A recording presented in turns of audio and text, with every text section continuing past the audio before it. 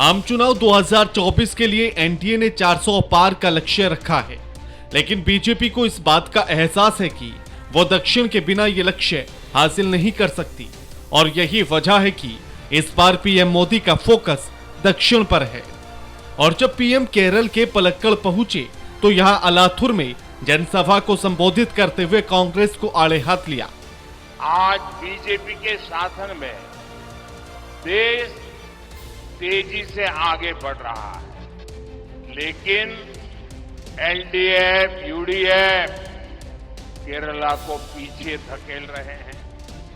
NDA सरकार केरला और इस क्षेत्र के विकास के लिए जो प्रयास कर रही है, राज्य सरकार उसमें भी बाधा डाल रही है। ये लोग नेशनल हाईवेज के प्रोजेक्ट भी रोकना चाहते हैं, क्योंकि लेफ्ट सरकारों का एक ही कैरेक्टर है।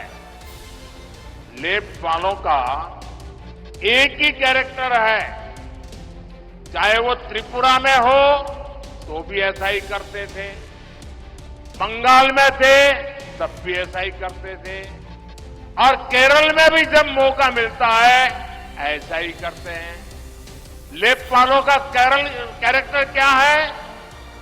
Nothing left and nothing right, यानी जहां लेफ्ट का शासन होता है वहां कुछ भी बाकी नहीं रहता और कुछ भी सही नहीं होता। प्रधानमंत्री मोदी के निशाने पर लेफ्ट और कांग्रेस दोनों हैं। इसकी वजह यह है कि दक्षिण में कांग्रेस और लेफ्ट का जनाधार बीजेपी के मुकाबले काफी मजबूत हुआ है। बीजेपी ने अगले 5 इयर्स के लिए विकास और विरासत दोनों का विजन सामने रखा। एक क्षेत्र केरला का इतना बड़ा सांस्कृतिक केंद्र है, पालक्कड़ तो गेटवे ऑफ केरला कहा जाता है। यहाँ की प्राकृतिक सुंदरता किसी का भी मन मोह लेती है। यहाँ केरला में कितने ही भव्य मंदिर है, चर्च है, आस्था के स्थल है। अगले 5 इयर्स में हम केरला की इस हेरिटेज को ग्लोबल बनाने के लिए काम करेंगे।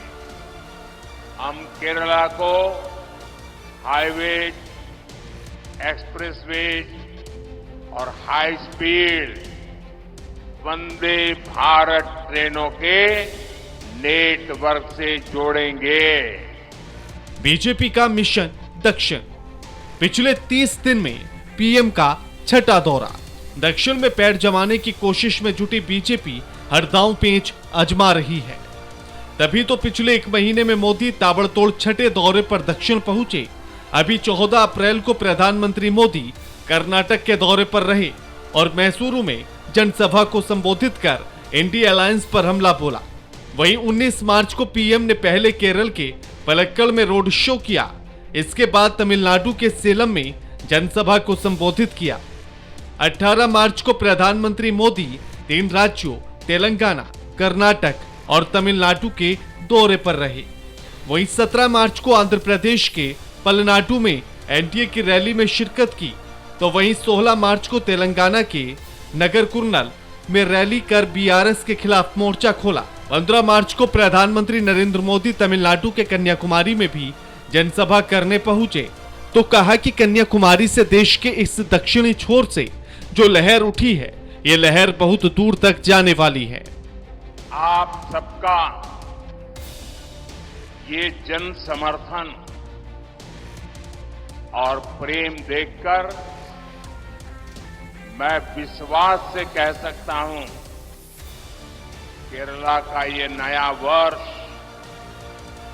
एक नया आरंभ लेकर आया है। ये नववर्ष केरला के विकास का वर्ष होगा।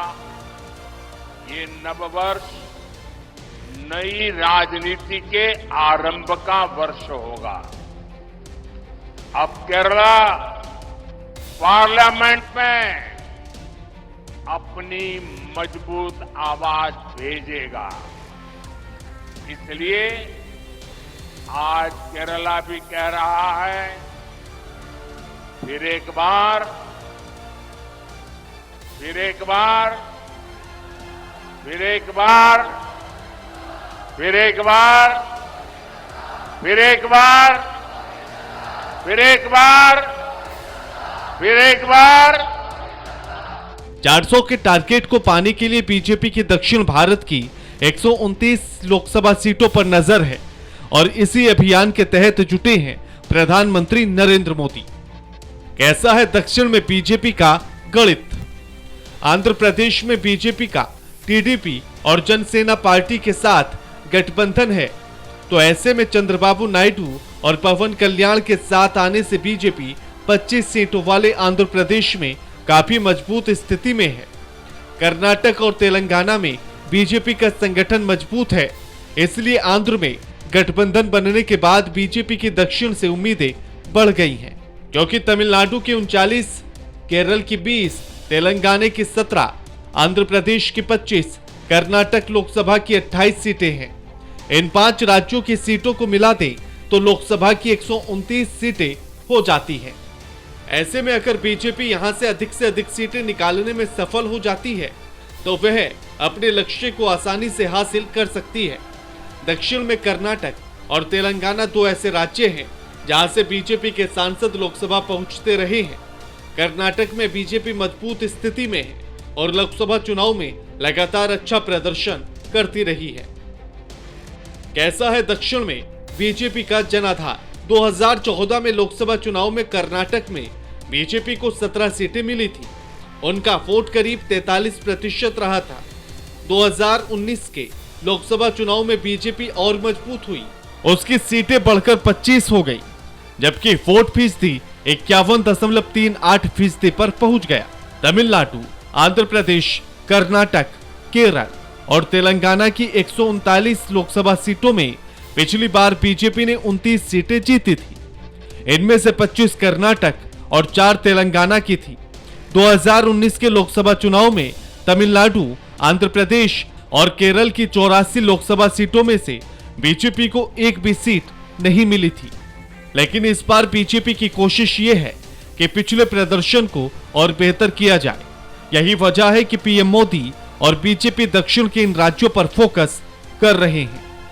Special desk report, AMP network.